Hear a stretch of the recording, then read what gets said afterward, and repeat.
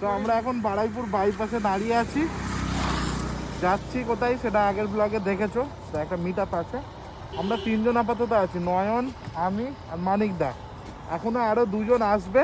3 জন নয়, আমি আছি 4 জন, 3টে বাইক আছে।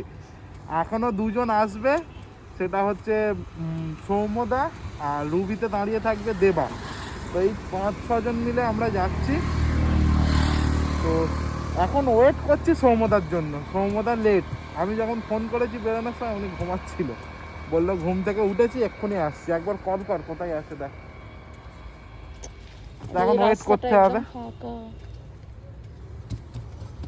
কিন্তু আমরা লেট হয়ে গেছি। আমাদের বেরোনোর কথা ছিল 8টা, এই মেয়েটার জন্য লেট হয়েছে। যত দোষ আমার। যত দোষ, হ্যাঁ 7:30 পর্যন্ত ঘুমাচ্ছিল। হ্যাঁ, 8:32 তখন ফোন নয়ন না করেছে। ফোন করলে উঠতোই না।